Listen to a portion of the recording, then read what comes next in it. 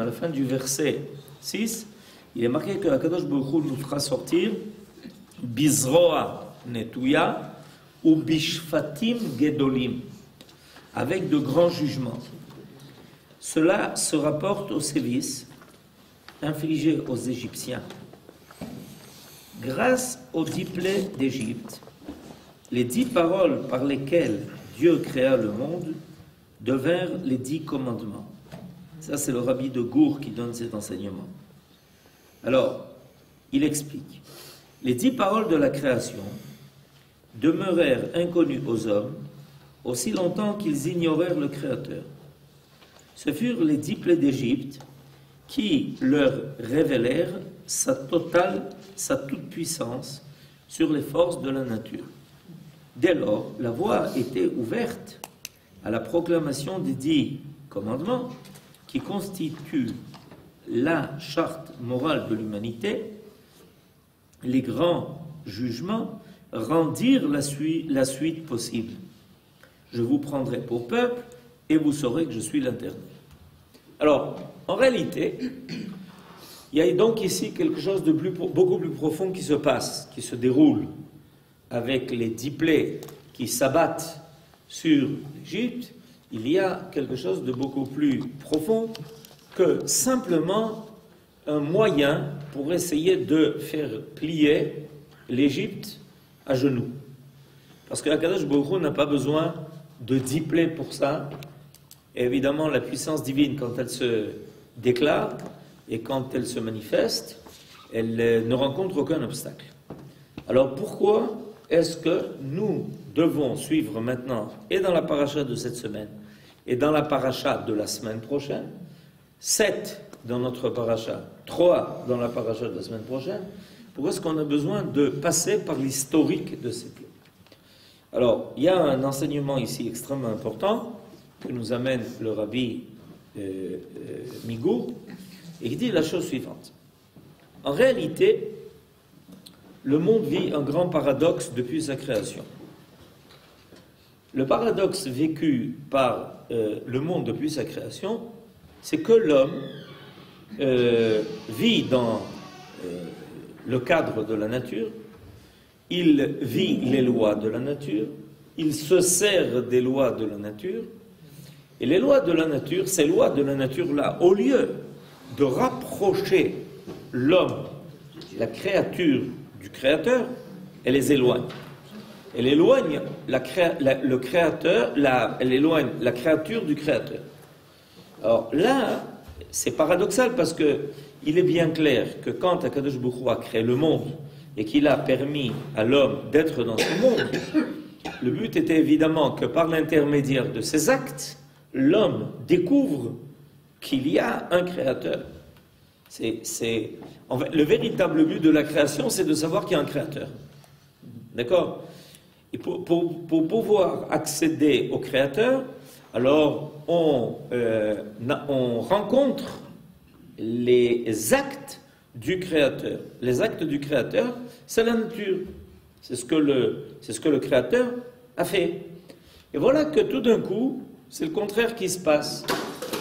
Au lieu que les lois de la nature révèlent à l'homme la présence du Créateur, elle occulte. Et on a déjà une fois rappelé, si je ne me trompe pas, que le mot olam vient du mot ne'ilam, qui veut dire il se cache. Il y a quelque chose de caché. Alors, tout se passe comme si les lois de la nature font le rôle inverse de ce qui leur a été attribué. Parce que, en général, l'œuvre d'un artiste révèle l'artiste. On apprend à reconnaître les artistes à travers le style de leur œuvre. Quand on voit un tableau, si on s'y connaît, on sait reconnaître quel est le peintre qui a écrit un tel tableau, parce qu'il a un tel style. Vous comprenez? Donc, c'est pareil. Le tableau de la création devrait, au contraire, aider l'homme à rencontrer le Créateur, à le reconnaître, à savoir sa puissance et sa force. Et voilà que c'est le contraire qui s'est passé. Alors, la situation est devenue tellement grave que le pharaon peut s'exprimer en disant, en Égypte, qui est Dieu pour que j'entende sa voix? Voilà, c'est dans notre parachute. Il ose dire une chose pareille. C'est-à-dire qu'en fait, qu'est-ce que le pharaon déclare? Ben, moi, nous vivons une civilisation, la civilisation égyptienne était considérée comme la civilisation la plus importante à cette époque, la plus développée, et nous nous débrouillons très bien, entre guillemets, sans Dieu. C'est-à-dire que... Sans ce Dieu. Hein? Peut-être sans ce Dieu. Oui, mais c'est sans le Dieu. Mi Hachem, Asher Eshma Bekolo. C'est-à-dire qu'en d'autres termes, le pharaon dit... on reconnaît qu'il y a des forces, mais on n'est pas prêt à reconnaître qu'il y a la force qui se cache derrière ces forces. Pour nous, ce qui nous intéresse, c'est le fait qu'on est capable de maîtriser les forces de la nature, de s'en servir, et à la rigueur de les adorer pour le rôle, pour le service qu'elles nous rendent. Mais on n'en est pas à une situation où on reconnaît le Créateur à travers son œuvre. C'est comme si quelqu'un se mettait à louer la peinture au lieu de louer le peintre. Vous comprenez? Quelqu'un voit un tableau extraordinaire d'un des peintres les plus célèbres, et puis il commence à dire, mais quelle peinture, quelle peinture, quelle peinture. On lui dit, de quoi tu parles? Mais la peinture, regarde, c'est une bonne peinture. Mais on lui dit, mais tu ne comprends pas, l'important c'est la signature là-bas. Dans l'affaire, l'important c'est la signature, parce que si tu donnes cette peinture à quelqu'un qui ne s'y connaît pas, tu vas voir le gribouillis que ça va donner. Tu ne vas pas avoir ce que tu as en face de toi. L'histoire, ce n'est pas la peinture, ce n'est pas le pinceau. C'est pas la peinture, c'est pas le pinceau, c'est pas la toile. L'histoire, c'est celui qui, avec un pinceau, a pris la peinture et l'a mis sur cette toile. Et qui avait derrière tout cela une idée, une pensée, une intention, une volonté. Voilà. Alors, maintenant, il est clair, et ça c'est très important de le comprendre, que l'essentiel de la sortie d'Égypte n'est pas Spartacus. C'est qui Spartacus? Vous n'avez pas entendu parler de ça? C'est vrai. Alors qu'est-ce que ça a à voir? Qu'est-ce que ça a à voir? Spartacus, c'est à l'époque des Romains, et maintenant on est à l'époque de... ce que je voulais dire par là, c'est que l'essentiel de la sortie d'Égypte, et des fois on peut se tromper là-dedans, l'essentiel de la sortie d'Égypte, c'est pas que les esclaves qui se trouvent en Égypte arrêtent de subir le joug de leur maître. D'accord? Parce que cette révolte des esclaves que Rome a connue et que finalement elle a écrasé et qui a échoué d'ailleurs, il faut le savoir, finalement ça a échoué dans l'affaire. C'est pas le but de la sortie d'Égypte. Le but de la sortie d'Égypte, c'est qu'avec la sortie d'Israël d'Égypte, ok, ce qui se cache dans la création se révèle. C'est-à-dire que la sortie d'Israël d'Égypte, c'est la sortie de Dieu des coulisses. C'est en réalité, c'est pour ça que l'histoire du monde, avec la sortie d'Égypte, va changer complètement son cours.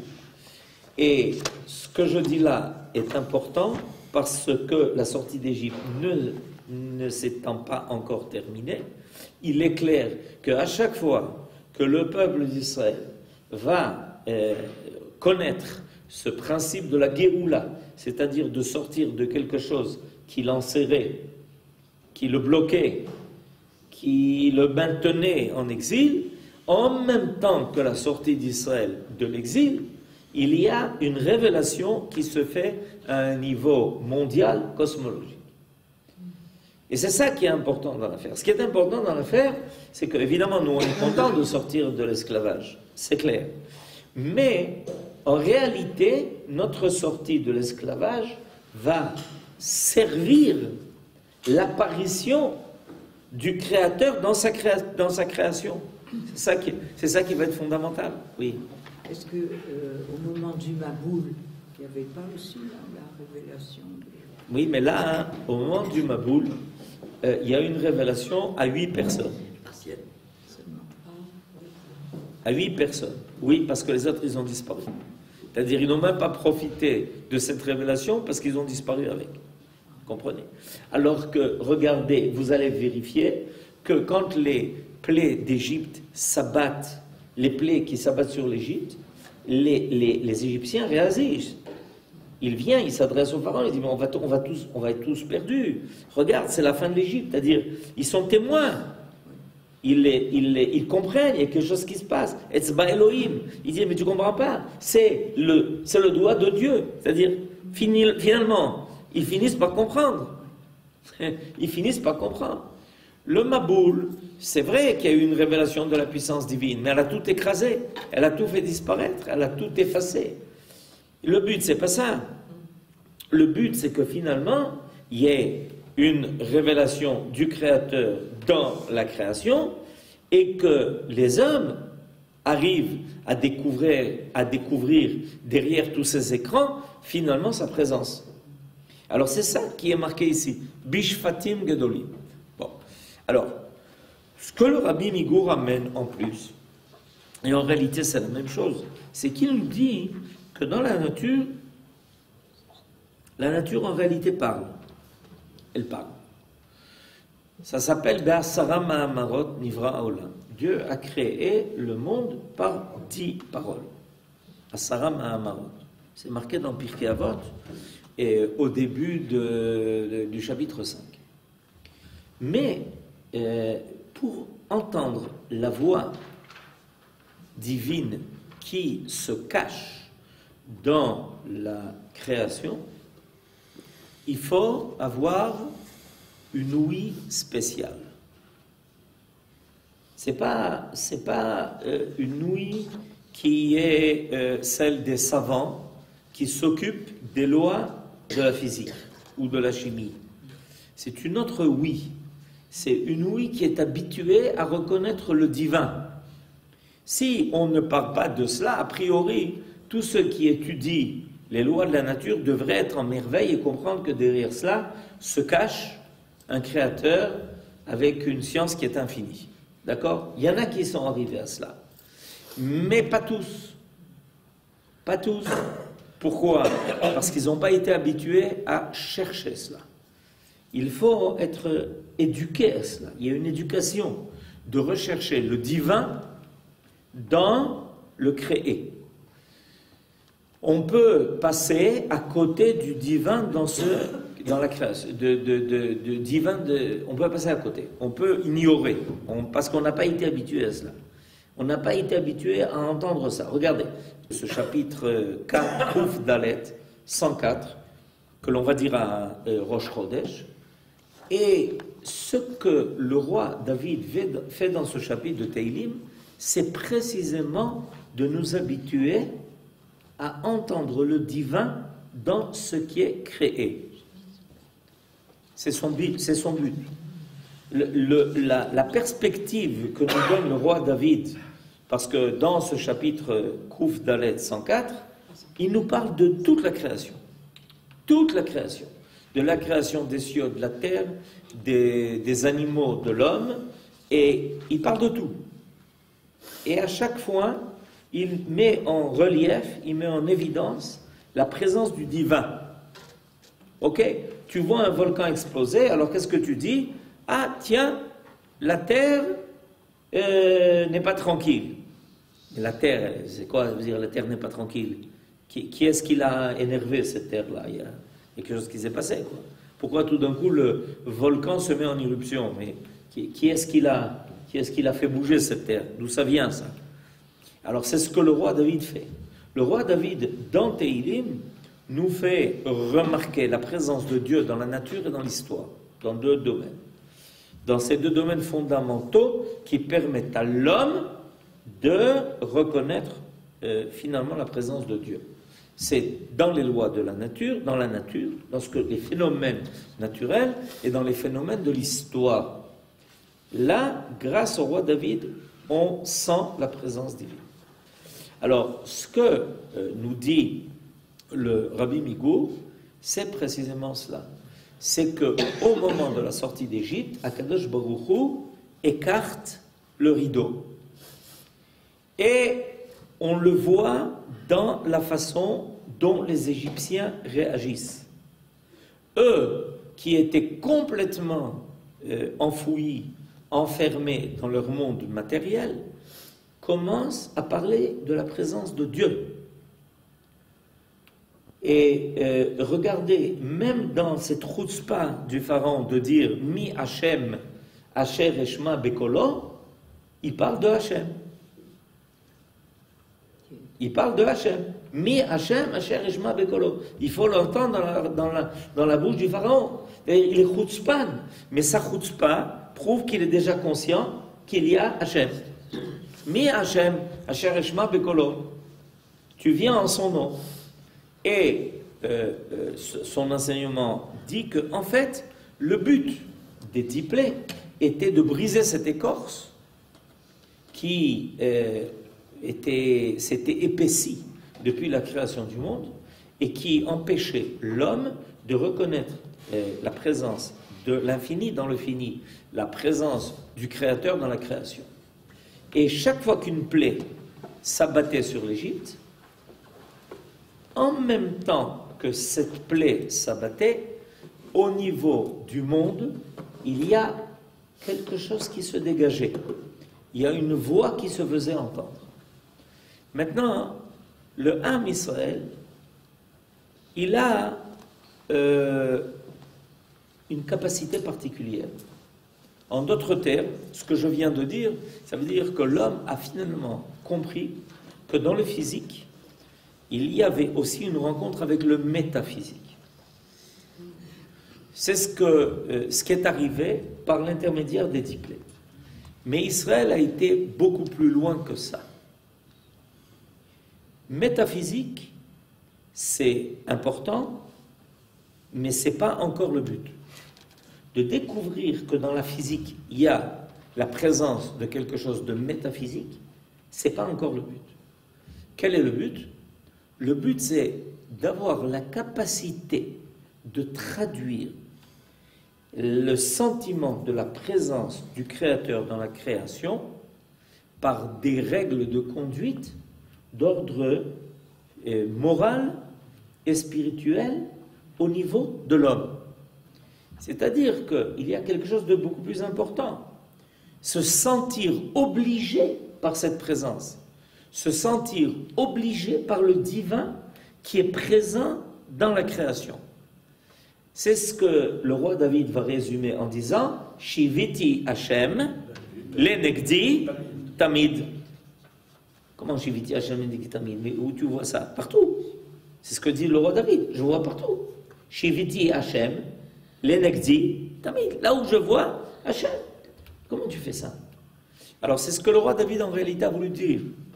Il a voulu dire que nous, Israël, avons cette sensibilité et cette capacité, cet art, non seulement d'entendre les voix de Dieu, parce que les hommes ont parlé de ça, de ce sentiment d'entendre la voix de Dieu. On entend la voix de Dieu. Mais de la transformer en acte. C'est-à-dire d'être inspiré par précisément ces Asara Mahamarot, pour finalement que ça devienne Aseret Adibrot. Vous comprenez ce que je dis? Quand nous sommes allés au Sinaï, en réalité, nous avons entendu automatiquement la traduction de ces Asara Mahamarot dans ces Aseret Adibrot. Be'asara Mahamarot Nivra Olam. Et voilà que le Ham Israël se présente, et Akadosh Baruch Hu peut se révéler à eux et leur dire, voilà, je vais vous dire en fait toute ma présence dans le monde créé, et vous, Israël, avez cette capacité de quoi? De traduire ça dans des faits, dans une conduite, dans la capacité d'être quelqu'un de moral. En d'autres termes, on peut comprendre maintenant que quand Akadosh Baruch Hu nous dit la chose suivante, il commence la Aseret Adibrot, Anochi Hashem Elokecha Asher Hotzeticha Me'eretz Mitzrayim. D'accord? Je suis l'Éternel ton Dieu qui t'a fait sortir d'Égypte. Ok, ça c'est le premier des 10 commandements. Mais où est le commandement? Anochi Hashem Elokecha Asher Hotzeticha Me'eretz Mitzrayim. C'est moi l'Éternel ton Dieu qui t'ai fait sortir d'Égypte. Mais où est-ce qu'il y a un commandement? Il n'y a pas de commandement. Il y a une annonce. Il y a une constatation. Pardon? C'est la Emouna. La révélation. Okay. C'est ce que le Maïmonide dit. Maïmonide dit que dans ce verset, il y a la mitzvah de la Emouna. Mais ça veut dire quoi? La reconnaissance. Quoi? C'est moi et c'est pas un autre. C'est la reconnaissance. Mais où est le commandement? Moi et pas un autre. C'est quoi? La reconnaissance. Je reconnais, j'ai la Emouna, je reconnais que c'est toi qui. C'est-à-dire que vous êtes en train de dire ce qu'il faut en disant que le premier des 10 commandements est une constatation. C'est-à-dire qu'en réalité, c'est pas parce qu'on nous a obligés de l'extérieur à ces commandements que nous agissons comme des personnes obéissantes. C'est parce que c'est imposé à nous, au moment de la sortie d'Égypte, la présence de Dieu dans le monde. Celui qui est conscient de la présence de Dieu dans le monde, il n'a pas d'autre conduite que les Aseret Adibrot. Tout manque à l'accomplissement d'une des mitzvot de la Torah est le résultat d'un manque de constatation, d'un manque d'adhésion, de l'impossibilité de déchiffrer la présence de Dieu dans le monde. Mais à partir du moment où tu déchiffres la présence de Dieu dans la création, ça devient clair, l'otirtzar. Mais c'est clair, c'est évident, il n'y a pas d'autre possibilité. C'est ça ce qui s'impose à nous. C'est-à-dire qu'à Kadosh Baruch Hu, en nous ayant fait, vous comprenez d'où il commence, c'est phénoménal quand on le remarque. Il commence les 10 commandements par la règle de conduite. Par quelque chose qui s'est déjà passé. On va au Sinaï, ok? Alors, a priori, si on va au Sinaï, on va entendre des choses qu'on n'a pas encore dites, qui n'ont pas encore été dites, qu'on n'a pas encore entendues. D'accord? Et qu'est-ce que Akadosh Baruch Hu nous dit? Écoute, j'ai quelque chose d'important à te dire. Ok? Quelle est la chose que j'ai de très important à te dire? Laquelle? Eh bien, c'est que vous êtes sortis d'Égypte. Ben oui. Si on n'était pas sortis d'Égypte, on ne serait pas là. C'est vrai, c'est vrai, c'est vrai. D'accord? C'est vrai. Ok. Mais c'est ce qu'il est en train de nous dire, vous comprenez? C'est phénoménal. On va au Sinaï. Ok. Alors, quand les gens vous disent on est allé au Sinaï, pour eux, on est allé entendre des choses qu'on ne connaissait pas, qu'on n'a jamais entendues, qu'on n'a jamais vues. Une révélation phénoménale. Et voilà que Akadosh Baruch Hu nous dit écoute, écoute, écoute. Oui, on est venu. Va se passer quelque chose qui ne s'est jamais passé dans le monde, une révélation qui n'a jamais eu lieu, un phénomène que personne n'a connu ni ne connaîtra. Ok? Ben vous êtes sortis d'Égypte. Au passé. Je vous ai sorti d'Égypte. Au passé. Ça veut dire quoi? Que Akadosh Baruch Hu commence d'abord par une constatation.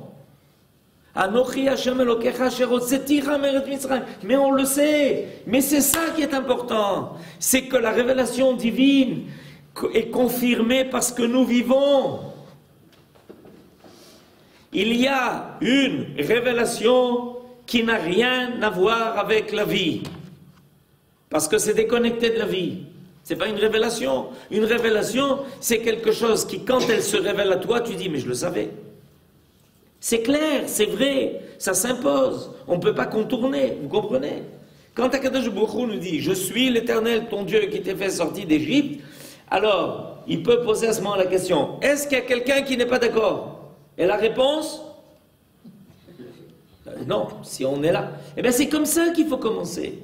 Il faut commencer par des choses qui sont de l'évidence, par des choses qui s'imposent à toi. Parce que sinon, tu peux commencer à faire de la philosophie. Vous comprenez? Quand on est philosophe, on pose des questions et tout le monde regarde. Ah, terrible cette question. C'est pas d'être sorti d'Égypte qui est évident dans cette déclaration-là. C'est quoi? C'est Hachem. Oui, mais Akadosh Baruch Hu il se déclare comme étant celui qui a provoqué un phénomène historique que nous avons vécu.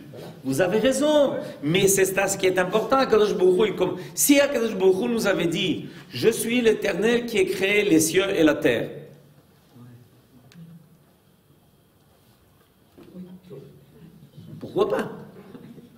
Bereshit bara Elokim et Hashem et haaretz. On aurait dit, bon, si tu le dis, tu le dis. On l'a pas vu. Mais on l'a pas vu, on l'a pas vécu. Akadosh Baruch Hu commence par quelque chose que nous avons vécu. Et c'est ça qui finalement est définitif. Ce qui est définitif, c'est que Akadosh Baruch Hu dit, vous avez bien remarqué que vous étiez en Égypte. Ouais. Vous avez bien remarqué que vous étiez esclave. Oui. Vous avez remarqué que personne ne pouvait sortir d'Égypte. C'est vrai. Personne n'a jamais pu sortir d'Égypte, c'est vrai. Vous avez remarqué que vous êtes sorti d'Égypte, oui. Vous avez remarqué que ça s'est fait avec des choses phénoménales, c'est vrai. Ben c'est moi.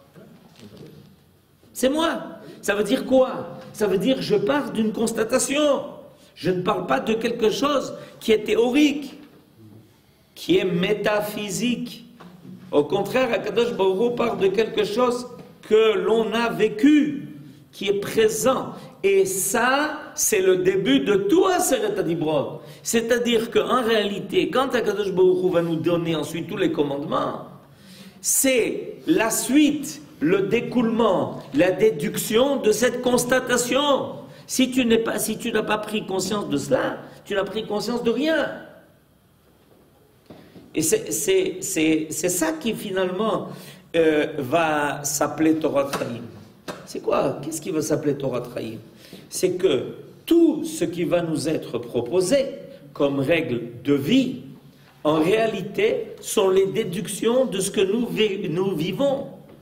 Akadosh Baruch Hu nous annonce il y a 2500 ans, vous savez, vous allez partir en exil. Oui, vous allez rester des milliers d'années. Ok, vous allez en sortir. On verra. On verra. Et alors, qu'est-ce qui se passe? Eh bien, on voit. Vous comprenez? Et alors, à ce moment-là, dès qu'on a vu, c'est fini. Il n'y a plus... ben, tu l'as vu. Ça, parce que très souvent, quand on parle de précisément cette Torah qui va nous accompagner, on parle comme si quelque chose qui est nous venu de l'extérieur. Et puis, Akadosh Baruch Hu nous a imposé ça, et on est des gens soumis. Alors, avant, on était soumis au Pharaon, maintenant, on est soumis à Dieu. Et oui, ils sont les plus forts. Que Dieu nous préserve de les comparer. Mais c'est pas ça qu'il s'agit. C'est quelque chose qui apparaît à travers notre existence, notre vécu, Alors, ce que la création doit révéler à l'homme est du même niveau que la dimension historique de ce qu'il vit. Je ne sais pas si vous vous rendez compte. On arrive à une situation où, quand on voit ce que la création laisse entendre, on peut arriver à la même constatation que le vécu historique que nous avons. Et le Ham Israël, il n'a jamais été en défaut à ce niveau-là. Contrairement à ce que des fois l'on peut penser que quand il y a eu des grandes découvertes scientifiques, la plupart des religieux ont arrêté d'être religieux dans toutes les nations.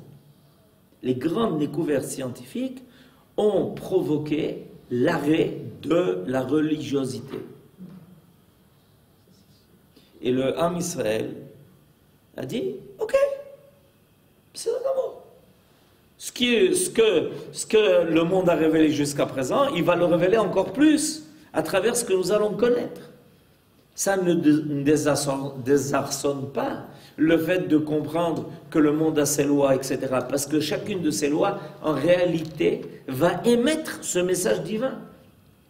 Encore plus, la découverte de la pensée de l'infini dans la création va ne faire que confirmer ce que nous savions déjà à l'avance, qu'il y a en réalité la présence de l'infini dans le fini.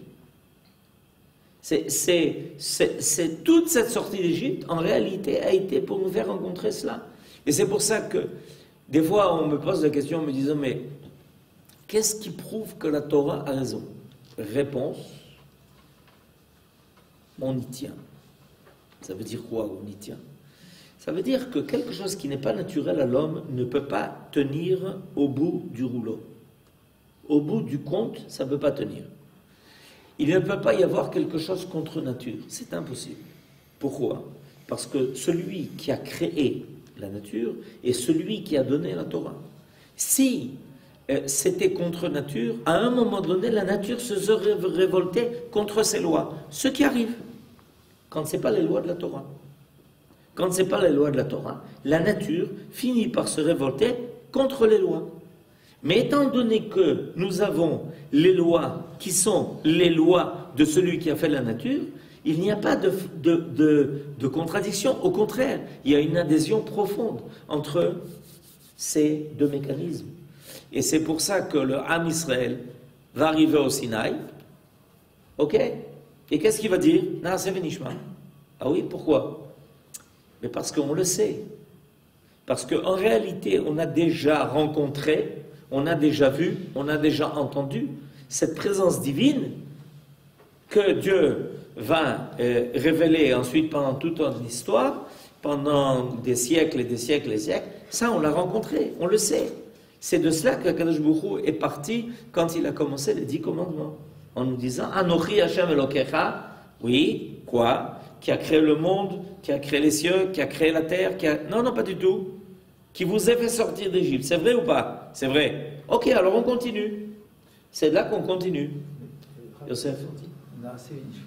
Avant Anochi. Avant que Dieu ait dit Anochi. Nachon. Avant que Dieu ait dit Anochi, parce que dire Anochi, c'est la confirmation de ce qu'on savait, c'est ce que je disais. En réalité, quand Akadosh Baruch Hu nous dit Anochi, mais on le savait.